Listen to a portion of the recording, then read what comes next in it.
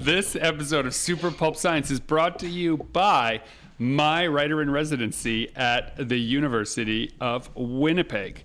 If you have a next step that you're looking for in your short story, film adaptation, or play, or comic, or graphic novel, and you're a member of the writing community in Winnipeg, you can come on down and see me at the University of Winnipeg, February 3rd to 14th and 24th to March 6th. Booking information is available on the U of W website.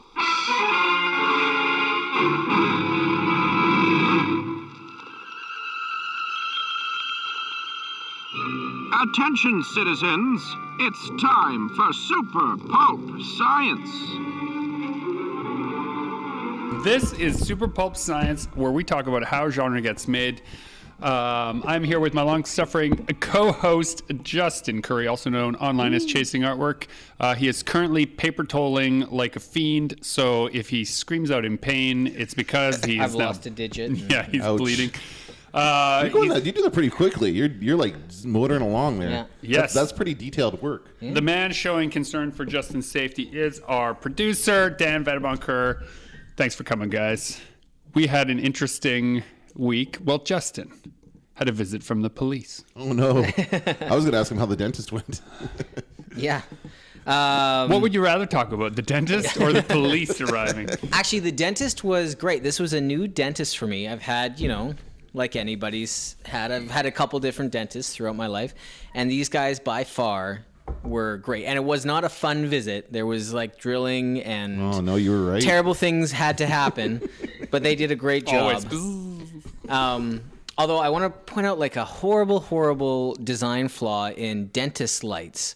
Okay, so it's that ergonomic arm, right? And it's got a light. And there is a strip of metal right in the middle that attaches to the handle for the dentist to grab the handle to bring it close or whatever. That handle, that bar of metal across is reflective. So you can catch glimpses of what's going on in your mouth, which is not always a great thing. Yeah, that's But a true. great scene that I'm now going to steal for the new automatic age book. I just had a whole... I see the whole scene. Was that my Mothra for the day? That's your Mothra That's for really the day. good. Yeah. I was going So to say... thank you for going to the dentist so that I can steal that I had scene. a lot of fun cutting in clips from the Little Shop of Horrors. Yeah, that was great. The original movie, not the remake, but because I think a lot of people are familiar with the remake, more so than the original. And I thought it was, I completely forgot that it was Jack Nicholson, who is the patient who comes in who likes the pain. Right. Oh, He's really? like- That's he's- Jack. He's into it. Wow. Yeah. It's very young Jack Nicholson before anything else. It was 1960s, so it's very, very old. But yeah, it was a lot of fun. And then that dentist, you're very lucky you didn't have that dentist in that movie because he really enjoys causing pain. You usually let me know when the podcast episode is didn't up, this or I time. see it and you didn't. And so, but I did find out it was up because, thank you, dear listeners, those of you who reached out to say how much you enjoyed that podcast. I think it has a lot to do with your edits and those They were great. inclusions in It's there. fun. So well done. So you skip past the police. Oh, yeah. Justin. So... And because this podcast is about the creative life, we'll skip the dentist now and go into the deep underbelly of being an artist and the reach that your art can really have. That's my segue. So in like late November, we talked about it on the podcast. I made the mistake of, after a convention, I left some suitcases in my car and parked downtown in, one of the more, At-risk neighborhoods. at-risk neighborhoods with stuff in my car, which, you just don't leave valuables in your car anywhere, let alone suitcases. So I woke up to, broken windows and 2 suitcases were missing. However, after kind of circling the area, doing some investigating in an abandoned or in a construction site, was one of my suitcases was left there. So the perpetrators had broken into my car. The perps. The perps. On the perps. The perps. Alleged. Well, so they had broken into my car as well as a bunch of others, and they gathered everything into this construction site and went through, this woman's backpack, and there was some purses, and there was some other bags, there was backpacks. And they decided my smaller suitcase wasn't going to cut it for all their loot, but my big red suitcase was the one. That was the one. It's So a they- great suitcase. It is an amazing suitcase. I'm still upset I did not get the suitcase back. But the other suitcase, I was very happy to get back. And then we were also able to look at the other stuff, and we found like a woman's name and stuff, and that she was staying at the hotel. So we were able to Oh, you got in touch? Oh. we were able to help some other people out and hopefully make their crappy day a little bit better. But in those suitcases were vinyl banners that are part of my display and portfolios. And so these thieves looked and saw that it was just artwork. It was nothing of, real no tangible. street value. Yeah, but they still took them from the one suitcase and put them in the other and wandered off with them. And this is heavy stuff. Like I think this is a testament to your work. that. Really, that like Desperate a person, people that still desperate like it people enough. Paused in a day, and like addiction is no joke, people. I know we're making fun of this, but like people in a desperate situation do things that they wouldn't do normally. But even that didn't stop them from seeing value in your art. So, fast forward to last week, I get a Instagram message from a Justin Curry in Winnipeg. Oh, this gets good. There's another Justin Curry in There's Winnipeg? another Justin Curry in Winnipeg. There's another He's a- Dan Vadeboncoeur in Winnipeg, too. There you go. That. There is no Very other cool. Gregory Kamichuk. What? Come on. Only one. Well, we'll find out. There'll be another one. But Justin Curry, classy sounding fellow, was like, hey, I'm getting calls from the police. Apparently they have a bunch of artwork and it's not mine. It looks like, and again, he got me through Instagram, so Right. he's seen my Instagram. Right. Like, you look like a Justin Curry artist. Maybe you should get a hold of them. So I get a hold of Constable Graham, who shout out to Constable Graham and Constable, I think it was Dan and Graham. Great guys. To say I am that Justin Curry. And the confusion was, on the police report, I went with my legal name, which is Gregory Robert Justin Curry. So there are two Gregorys in the studio, but we have different Yeah. last names. Oh, okay. So they were looking for a Justin Curry on police reports and stuff like that. And of course, mine wasn't coming up. Right. So that's when they started like looking elsewhere. But anyways, they had recovered some of the artwork and wanted to get it back to me. So this Saturday I met up, and of the 7 banners that were stolen, 3 were recovered. And of the 2 portfolios, 1 was recovered. And But you noticed something interesting about this. so I started going through the portfolio. 2 portfolios were taken, 1 full of my newer work and 1 full of my older work. So the people, the thieves, the ne'er-do-wells. the ne'er-do-well, the perps, had gone through the portfolios and But at this clearly point, they're art collectors. the art collectors, the nefarious art collectors, had gone through the 2 portfolios and taken things out and shuffled things around. So that portfolio is not even close to the order it was in when it was stolen. So clearly, like a bunch of shuffling and trading and, take this home for your kids and like here. In our that'll look perfect good on your imagination, wall. while we were thinking about it, we thought, okay, here's a person that was like, wow, what are we going to do with this stuff? Who's going to want this art related to these properties? Hey, I'll give that to my kids or something related to that. This That was also maybe stolen before Christmas, so I'm hoping a bunch of kids got my artwork for Christmas. Christmas miracle. Is this is this the portfolio that had your older stuff in it? Or the newer It's, stuff? Well, that's it. Well, They- that's it. I don't know anymore Oh, because okay. it's all mixed together now. There was and clearly a trade, like I'll take some of that, you take some of that. I want this one, you want that one. Okay. Going on. So I think, this is really a testament to the way that art can really, cut through social barriers. then Greg brought up a great point. Don't fly with that portfolio. Oh yeah, don't bring that one. Because if you're walking by a Well, I asked dog him where they in the found it. airport, and the dog, this portfolio and banners, they were found in a meth den, was no. the colorful description the police Yeah. officer gave it. So maybe you don't want the drug dog at the airport Yeah, sniffing that's out not a your good bag. idea. So That's too don't bad. travel with that one anymore. Yeah. But yeah. The cops are also big fans of my work. Oh, good. Yeah, they had There you lots go. of great things to say. Although I do have like a little bit of a dig for the cops. Wait. Here, They- just Okay, I'll This, let you- it's a little bit of like a humble brag. When you search Justin Curry Winnipeg, Oh, I see, yeah. it's just my artwork that shows up for like pages and pages and pages. And then it gets into the Justin Curry, who's a famous like folk pop singer over in London. But I don't know how they found this other Justin Curry. Yeah, Maybe he had a record. Maybe their internal records had him. That's the only thing we could think of, is that if you looked at anything but the internet, like some kind of internal police record, this other Justin came up first. So sorry, other Justin, if you have a record, but you can be more than your past, right? And you really did a solid helping us, right? So, Oh yeah, fantastic. yeah. Cool. Well, I'm glad to hear you got your stuff back. Some of your stuff, anyway. Yeah. That's excellent. Adventures. You can only use it here in Winnipeg because you can't travel with it. Well, I think those vinyls you could probably soak. You could probably soak those vinyls. okay. You could get the. Was it anything damaged at all, or was it just kind of... there's a couple prints that look like they were scuffed up a bit. Yeah. But most of it looks pretty okay. So Okay. of 2.5 portfolios that were stolen, I've got 3/4 one back. Okay. That's not bad. So it's not it's not a perfect fairy tale ending, but it's better than I thought that would ever come out of that. Oh my goodness! I live in a house that's more than 100 years old, and when we bought it in a neighborhood that is, put politely, was in the middle of gentrification. Up and coming. Yeah. Up and coming neighborhood. That's a good way to put it. Lots of potential. It had a lot of potential, and we bought it thinking like, okay, well, we'll buy this house, we'll fix it up, and then maybe if this neighborhood is a little too rough to raise our kids in, we'll go somewhere else. Neighborhood improved dramatically.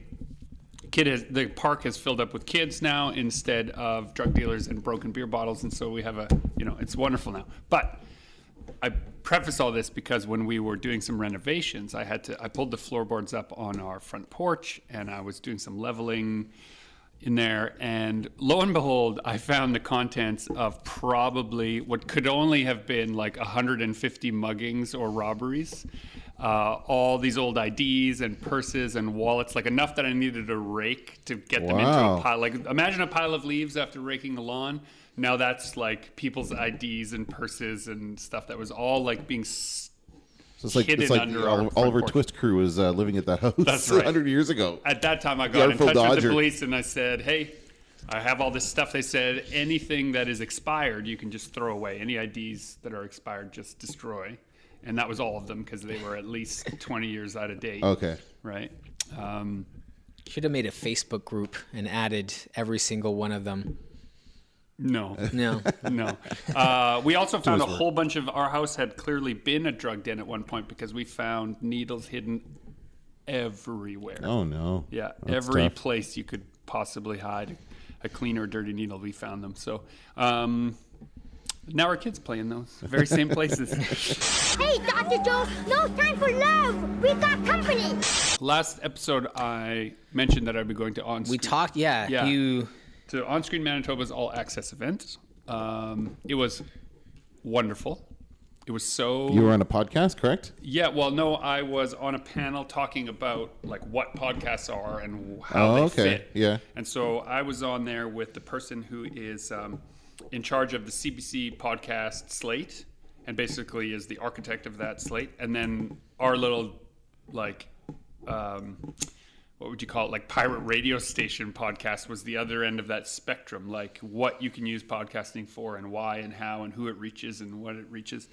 And it was really neat because on the one end of the spectrum, it was how do you monetize a professional podcast and what should those budgets be?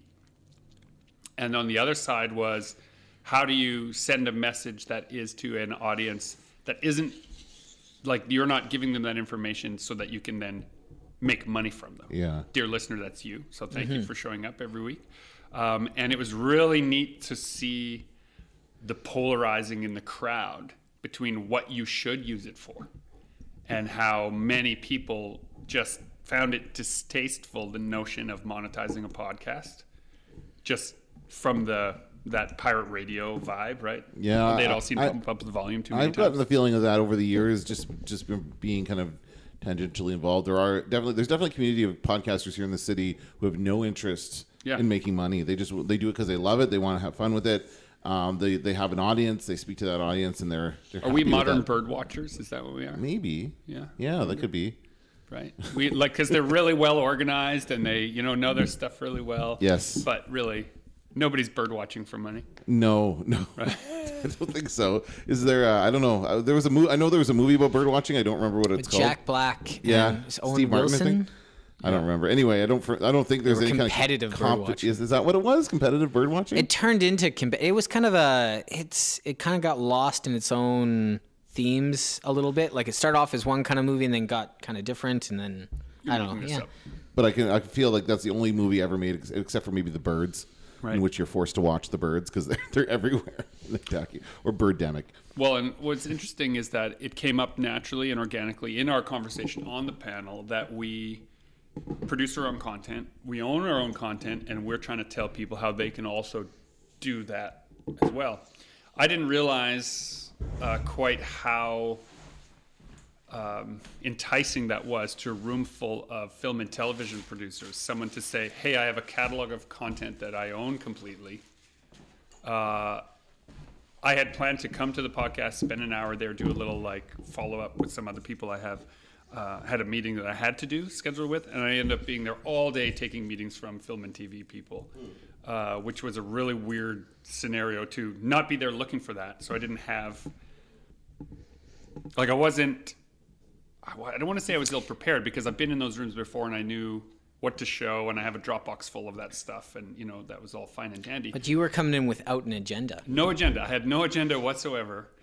When it came to you didn't know why. You didn't have something you were hungry for. Yeah, and so they wanted to talk to you about podcasting, producing podcasts that were of a professional quality with a budget that they could monetize. Yeah. People who wanted to talk about adapting different comics, kids' books, novels that we're doing as film and television series. There's a lot of hunger in the Canadian media for canned content. Yeah, obviously. A lot of people who were just like, I have never heard of any of these things you talked about on that panel. How could this be in Winnipeg? I've been in Winnipeg my whole life, and I feel like I'm really well connected. Yeah. So there was a bunch of that stuff too. But what I found the most interesting about it was, and I think this is an important thing for the dear listener who's wondering how those meetings go and what they feel like. No one really wants the story. They're completely happy with it's this meets this. If they're even halfway interested in that, the very next step is how many episodes do you see it break down into? What is the core relationship? How many characters could we get on screen? They immediately go into budget land. Okay, right? interesting. In their mind, they're like, okay, this might fit a preconceived budget time slot pitch window that we already have. They're trying to fit stuff in. And it suddenly, for the first time, I can honestly say I understood how things changed so dramatically from page to screen. I felt it right there in those meetings. Because it doesn't become about the work, it becomes about the process. Right. And right? they're not, and this was not like some insidious, I have a better idea. Right. No. Nothing like that. Simply, they're just trying to be practical about could it have 5 characters instead of 3? Right. Right. Well, why? Because we're trying to get a show that fits our writer's room format this way, which is better for 5 characters, right. 5 main characters rather than 3. Right? Yeah. Not your idea is terrible because it doesn't fit ours, but instead, what is the middle ground that allows you as a creative person and me as a manager of creative people to get work done on a production schedule? And so it's about compromising to try and get the product made, right? As opposed to having it made the best way it can possibly be, right. Which is, But then there was this other thing, because again, I had no skin in some of those meetings. I would just say, well, if you want to change it that much, let me just make something different. Right? I would bring that up. If you want it to be 5, I can imagine a 5-character story, no problem for you. But you weren't married to your one idea, trying to get that off the ground. But then there was this pivotal reluctance to say, no, make that into our idea. See, I feel like you should have that information at the beginning. Which was really strange because in some of these, and this wasn't universal. Because they'd already liked that first idea. They didn't want to, they were married to it now. That's right. Exactly. It was like they fell in love. And now they wanted to make it fit. Now they wanted to make it fit. And the producers that, if you're listening to this podcast and I haven't gotten in touch with you, I'm sorry. But if I have gotten in touch with you, you're not one of the people that I'm talking about now.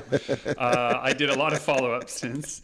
And those people are much more interested in a creative collaboration on the ground floor, developing into something more real. Now that's a long game, and that stuff, I've said many times, dies 1,000 deaths before it gets made. But I would rather have it die 1,000 deaths and be its own thing sometimes than just shoehorn it in. Yeah, no kidding. Right? Yeah, no, I agree with that. So it was a very interesting experience that I went into with no preconceptions, a very short agenda. I had some things that I promised I would do well, and I went there to do those things well. And then when it was time to leave, I kind of got swept up into the pitch meeting. For the dear listeners' sake, it's important that you know that that day I was there was the day in which the whole afternoon was for scheduled or unscheduled meetings. It was like this big speed dating event between I've done those things before, writers and producers I was and whatever. doing that one of those at FanQuest. Actually, we might do something like that, like a little connect people, right? We talked about that before. Yeah, so I don't want it to sound like they like heard what I was saying and was like, "Oh, we got to clear our room in our schedule." This was like, it just so happened that the thing I was doing fit into a kind of day where they were like, "Come in, I'm going to pencil you in, and we're going to have this meeting," right? Because they were already busy doing that. But it was you could feel the machine gears turning, and so I was most interested in the conversations that felt like it wasn't the machine trying to eat up the property. Yeah. And those are the ones I've followed up on since. Kalima Shakti De. Kalima Shakti De. I just wanted to follow up on something you said about the person in charge of CBC podcasts. Yeah. Right. So, and the thing is that's interesting because I guarantee 5 years ago that position did not exist. So that's kind of what's changed as far as podcasts are concerned. That there's more infrastructure around it now than there was a few years ago. It's taken much more seriously now than it was a few years ago. There are more conversations like this and more. I was at a very similar thing last year, talking about the same kind of thing, and I just think it's interesting that companies are putting a lot of budget and thought into this. CBC is obviously Chorus Radio, who I work for part-time, has a thing called Curious Cast. And they've started producing their own original podcasts, and that's becoming a much more pursued option for people. So Leslie Merklinger, I think is how you say her last name, but Leslie is her first name. Okay. Wonderful. We got to have dinner the night before, talking about, we were prepping for our panel. Right. So a whole bunch of us got together to figure out how that Wow, would doing some. I've never heard of that before. Yeah, Prepping for a panel ahead of time. the All Access was run so well. I was just totally impressed with the entire. The entire thing. Maybe And I was saying, and in the interest of full disclosure, I had complained to Justin the week before that man, there's a lot of follow-up emails and a lot of touch and base on what is essentially going to be an hour-long panel. I don't know what all the fuss is about. Which we do often enough that we were both kind of saying we don't need prep for a 40-minute talk anymore. Right. We've got it. We have it down. We've done it lots. But upon getting boots on the ground, I realized that the All Access, why they were trying so hard to connect everyone, is that's literally the purpose of the event, to put as many people who have relatable skills in the same room as possible, in the hopes that some other thing might occur. Okay. Right. And what I have to say about that is one of the things that Leslie said to me was that it's exactly what you said. There was no podcast. No one. It wasn't on anybody's radar. She invented the job, pitched it to them as a job, and said, "This is going to be a thing. I feel it." And the budgets are so much less than TV. It doesn't hurt you to take a risk on me moving from. She was had been CBC producer, TV and film producer for many, many years. Yeah. Before she made this transition to do something new. She wanted to try a space that hadn't been done before. And I think if you look at the roster of CBC podcasts, there's some pretty amazing stuff. Oh yeah, no, on they're doing a great job for sure. And to be fair, the Curious Cast, some of those shows are really good as well. There's one called Issue Zero, which is all about nerdy stuff, the kind of stuff that we like. So I'll point you in that direction. It's a very exciting time for podcasting. Again, we're still in this kind of we're just doing it for fun. We're creating great content that an audience is responding to. And we'll keep doing it. Obviously, it's a lot of fun. But so if we were because I don't know, if we were to try to monetize this, would we be approach companies within Winnipeg or to say hey, we'll do a shout out to Yes, you would get a business. You would get a business manager whose job it is to go hunt and sell ad time. Yeah, just like radio stations have Just like a radio salespeople, station, that would be their job, and they would have all kinds of stats and numbers to show the size of the audience, and you'd have all kinds of information about the composition of your audience, so as far as gender and occupation and age and all those other demographics, and that kind of stuff would be. There's used to been sell. at least like 3 or 4 podcasts that I stopped listening to because I got tired of fast forwarding through 10 full minutes of like they're talking about their sponsors, and just after 2 episodes of that, I was like, it's a bit of the Wild West and I'm talking about all podcasts here, and especially some of the more mainstream popular ones. Nobody's quite sure what the best way to execute advertising is across these. And I can say this to the dear listener: at the room full of people who's supposed to know best, nobody did, and that's why we were having that podcast. No, like it wasn't that everyone came there as if they knew. Everyone came there to have the talk that we don't really know, that it is the Wild West, that we're trying to figure it out, and to have that broader conversation of what form could this media take. It was really neat to be in that room. And one thing they told us, and I mentioned this, I think, in the last episode, one of the reasons we got invited is we crossed our 100th episode.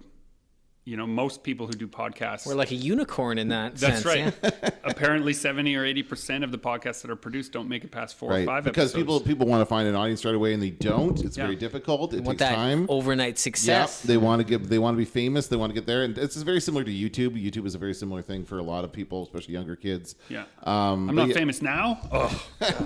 I don't have time for this. Yeah. But I think as far as the advertising goes, Justin has got a very good point. The reason they do that for 10 minutes is because people will pay them for 10 minutes worth of ad space. I think the general consensus is they want the ads to feel like part of the content, so they'll yammer on about it. And it's supposed to be funny if it's a funny podcast or whatever. Sometimes they're completely out of left field and they don't fit. I remember the one, I believe it was Inside Jaws, I think it was. It was Inside Jaws, which is a great series about Steven Spielberg's experience making Jaws. Which It's not a dentistry podcast. No. Okay. No, that's a very good dad joke. Okay, you just totally threw me off of that horrible joke. It's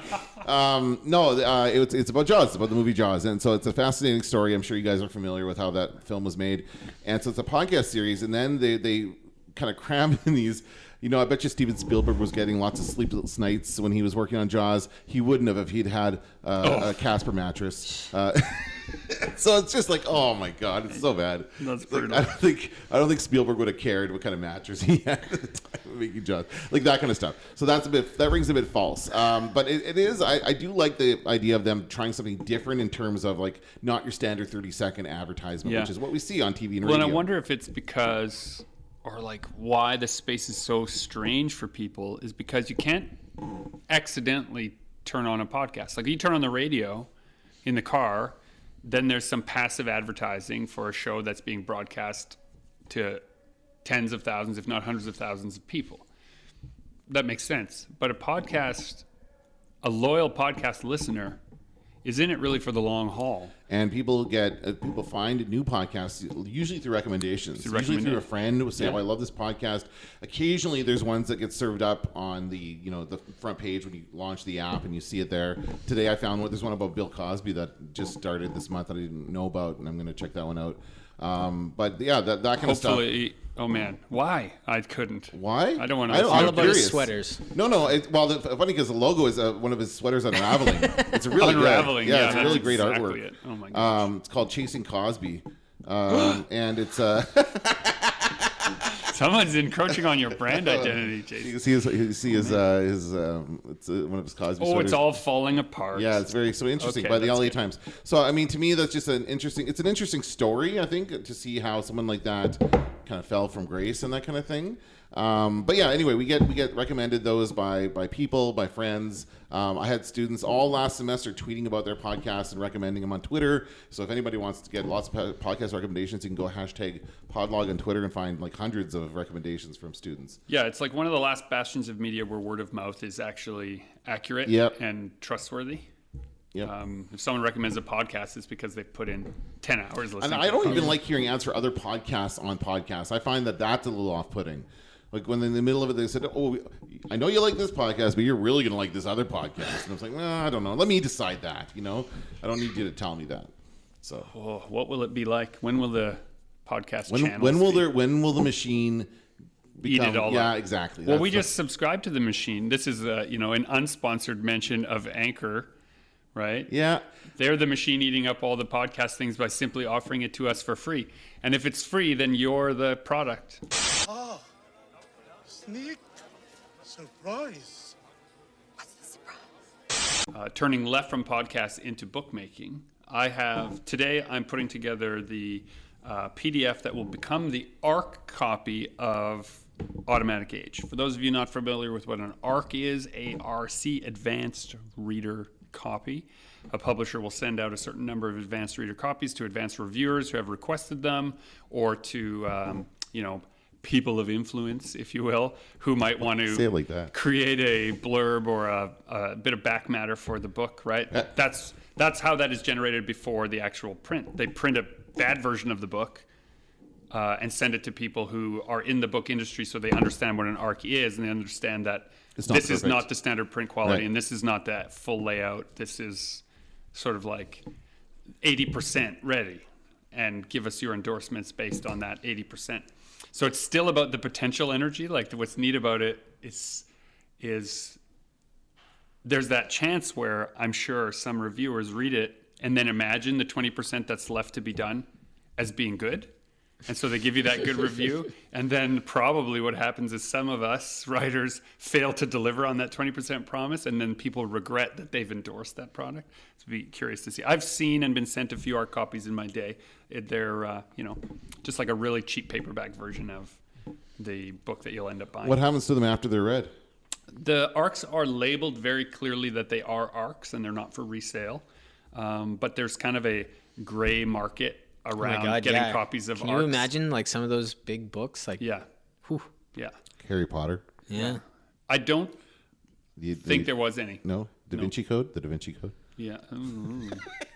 Sorry. When it's something, when it's Fine piece The of Da work. Vinci Code ARCs were actually scattered among museums all over. Just individual pages were You had to sent. follow a set of clues That's to right. put them together. Put them together. I just wanted to say that just to let people know, like we don't have the payments activated on this account yet, on this Anchor account, but we do have the option to activate Anchor podcast payments, and that is very similar to Patreon, where you can actually have your listeners pay for your podcast. Oh, wait, so we could monetize You this could thing? monetize this. It's very similar. You would have different It's like tiers. a tip jar? Yeah, exactly. And people can pay. See, I really like that culture, and I like that is something that's becoming more and more common. Okay, I have an People can idea. pay the creators what they want for the content, which is a lot of people will do that if they really, really enjoy the content. What if we activated our payments on our podcast, but then we used that money only to give free copies to the school visits that we went to? Like, people could pay for us to leave books in libraries and schools, right? something like that. Like they Sure. they could pay it forward. Like, because these are most of our listeners, I think, are people who are wanting to do this job and support this Community, yeah. this community. And so maybe if we activated it, I think that's what I'd want to do it under that auspice. You want to have a clear idea of where the money Where would the be money spent. would go. Yeah. Yeah. Okay. Not just like, we're going to pay for lattes at, right? Or hire a private investigator to find those other 3 banners. I feel Or like they're to- going to pop up. Let's investigate at this some other point. Justin Curry and see what he's all about. Yeah, yeah. He's a nice guy. Let's leave him alone. What's amazing is how many people who may have listened to this podcast are going to be Googling to see which Justin Curry comes up in Winnipeg. And everyone that clicks on his will now raise his rank above yours. Are Okay, you so. searching Justin Curry right now? No, I'm looking to see if I can see that ad Oh, again. no. What a sad. Oh, this is the Toy Galaxy. This is the guy. He collects Boba Fett's. So I don't know what happened to this one. Oh, we have one like that the dog chewed. Oh, too. attack! Yeah, dogs. This is after Yeah. an attack from a dog. Yeah, Boba Fett. We can rebuild him. Okay. So this is just a quick aside. This is a guy named Dan Larson. He does a YouTube channel called Toy Galaxy. It's so much fun. It's just all the toys that we had as kids, and I gather he's about the same age as us and that kind of thing. And I got into conversation with him on Twitter about G.I. Joes, and I talked about how they were talking about how their friends had stolen their favorite G.I. Joes, and he didn't told a story about how he didn't realize it until he went over to his friends and found his lost figure at his friend's house. And then I told the story about how my cousin broke one of my G.I. Joes in half by pulling it apart somehow.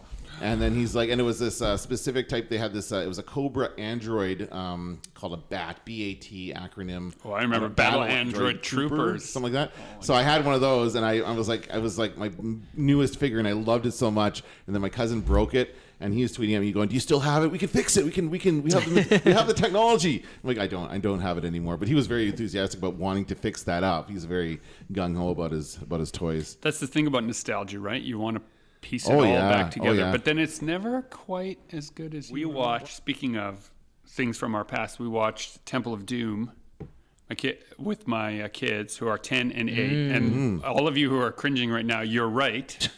The first hour of that movie on many levels, though. That film is troublesome on several levels. So troublesome. But what was great was to watch my kids call out all the troublesome moments, yes. and we would pause it and talk about all that kind of stuff. So that it felt like a learning moment. But I will say this. They noticed and were very displeased with the final, what was supposed to be the humorous romantic scene at the end, where there's a giant fight between Indiana Jones and the other character. And well, first thing, my son says, "Wait, where's the girl from the last movie?" Yeah. Mm-hmm. And I was like, "Well, this one's technically takes place beforehand." And he's like, "But wait, is there just a different girl in every one of these movies?" Yeah. And he was shocked by this as a concept. Never seen any Bond movies? No, of course not. So he is, and so I was proud of him for that perspective. But then when Indiana Jones and her have this big fight at the end, and she storms off, and he snaps his whip and catches her around the waist as she's like storming off, and then pulls her back against her will for a kiss. Both my 10-year-old and 8-year-old were like, "No, that's not okay. That's not something a hero would do. Like, you shouldn't do that. Like, that's not." She said no. She said no. Yeah, no means so no. we were proud. Yeah, we were proud of that. But then I wondered, because they like Indiana Jones, if we had undone all the hard work of parenting them up to that moment. Wait till you get to the third watch one. That movie. Oh, gosh. When the woman sleeps with both the father and the son. And the son. Good times. Good luck explaining that one. Good times. Well, he's like old enough to be your grandfather. Yeah, that's pretty much it. Well, anything with Lucas in it has some kind of weird, like, brother-sister kiss, father-son menage a trois thing. There's always something, right? It's just how it is. Some underage boy with an older woman is like a thing in Lucas's. Is it? Well, think about all the Star Wars. Think about the prequels. Think about. Well, the prequels, are troublesome. There's a lot of that in there. Yeah, that's true. Right? We're on. So, a reminder to the dear listener that all of your foibles that you think you're cleverly hiding and expressing in your work, we'll see 10 years later. Like, we'll see them for what they are. Yeah, some things don't age well. That's the Maharaja. Kid. Maybe he liked older women. Do you have any work that you've done, Justin, or any of the stuff that you've done on radio or in, producing the shows you're doing where you look back at it and you say, "Whoops, I know better now"? I'm waiting for Justin to answer first. I don't like or nothing. You think you're unassailable? Should we ask the dear listener to find the thing you shouldn't have done? I don't think that's. What was the royal family thing? That was the big thing, right? Oh, that's different. That's just us being. You should re-release that. That's big in the news right now. The royal family is super big. Take advantage of that. Can't I just use the excuse like it was a product of its time? It was, yes. Yeah. Yes, that's Looney very much Tunes true. has that disclaimer like we're not going to edit this because it's not right anymore, but it's a product of its time and we don't think we should forget it happened. And you see that actually in a lot of Disney movies. I think we talked about that when Disney Plus launched. There are quite a few Disney movies that have some issues that they don't edit it, but they do say this is not. Which is of course if I am. See, here's the thing. I'm not affected by any of the portrayals. They don't target me or hurt me. So, of course, I'm like, yeah, it's a product of its time. But if they did, right? Like, I can't watch an 80s movie where the Russians aren't the bad guys, right? But my heritage is Russian. And there's like, I grew up all the time where anyone with a Russision accent or anything that passes a Ukrainian or Polish accent, they were the villains. Yes. Right? Yeah, I'm laughing because there's a VR arcade place near my house, and the owner is Russian. He's got a very thick Russian accent, and I can't help but think of that sometimes when I talk to him. I've been there a few times. Yeah, but on the surface, I still get to be just like, a middle-class white dude, regardless of that, right? So it's different, I think. We are not the panel discussion No, that can solve you're right. this issue. That's No, we're not definitely- diverse enough at all. Yeah. And the other thing I think of is the landlord in the Spider-Man movies. That's the rent. That guy who always says rent. That my guy's God. Russian. But anyway, that's the only other Literally. Russian character. Head slap. Still not a positive depiction of a Russian person. Yeah. Anyway, So we'll see if the Black Widow movie gets it we'll see. better. From the trailer, I don't think so. Why does she have an accent? I have questions. Why doesn't Black Widow have an accent? Spy shouldn't have an accent. Well, all of her family are clearly Russian. She is clearly Russian. Yeah, but but Spy shouldn't have an accent. I guess not. Right? I don't know. Also, how is this supposed to be taking place before? Oh, it has to. After what? After she everything. dies?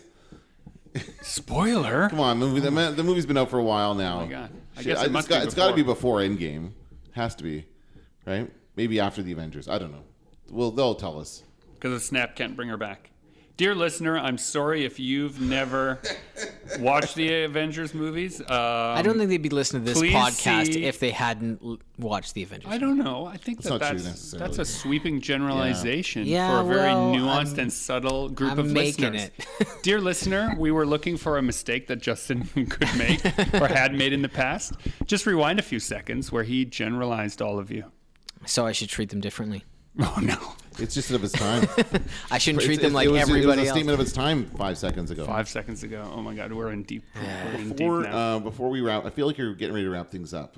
Are you? Because I'm worried that we're going to get in trouble if we don't shut up. Okay. That's what I feel. I do want to mention that we announced our venue for FanQuest yesterday. Oh yes, Yeah. we're all excited about that. Super excited. Well, it's exciting. It's interesting to take spaces that aren't normally used for the things that's kind of what I like to do. I've done this event at the U of W and at Red River College, and now we're in the Bay downtown here in Winnipeg, which is a giant building that's mostly empty now. It's a big old heritage building here in they Winnipeg. They can't tear it down. Somebody recently valued that building at $0, Yeah. of being literally worth nothing. But it's a beautiful building, and so we've got a space on the 4th floor. We're going to be holding. It's the con not that in it's there. worth nothing. It's that because it's heritage and you can't therefore gut it to repurpose it for something new. Yeah. They have to use the caught in that existing limbo, infrastructure. yeah. It's caught in that limbo. So they can do things like empty it and make it available for like event spaces, which is what they're doing for you. I was surprised that not very many people knew that there were event spaces there. I think there's another show here, Third and Bird, which is a big craft show. Yeah, they use it all They the time. use the basement, Yeah. which is I was looking into it. The basement is actually half the size of the convention center space. Oh, wow. Like, square footage. That's so considerable. It's pretty big. Yeah. It's not as wide and open as the convention center. But there is a lot of space down there. It was too much space for us this year. Maybe in the future years we can fill up that space. But for now we're on the 4th floor, which is smaller but still around the same size as what we've done it before. And yeah, people are pretty excited. I'm quite happy at the response we got yesterday when we announced it. Yeah. So. Yeah, it's going to be great. Oh, the thing that I saw. That's not the haunted floor, is it? I don't know. We'll I we'll hope find it's out. the Oh, I haunted hope it floor. is. I hope That'd be so. so much fun. Let's spread the rumors. But the main thing that I think is great about it is that you've got so much parking at that location. Well, there's a parkade there. Yeah, it's and gonna be great. And yeah, then downtown and that kind of stuff. Very central, very easy to access through transit and Yeah. all the fun stuff. So we'll what is- have more details coming in. What has just happened is someone has come in to do an interview, which I didn't tell Dan or Justin about. So they're like, who is this person lurking at the door who I've waved in during the podcast Tessa. recording? So we are going to, unless you wanted to do it on air, we're going to wrap up this episode of Super Pulp Science, where I encourage you to join the fight and make comics.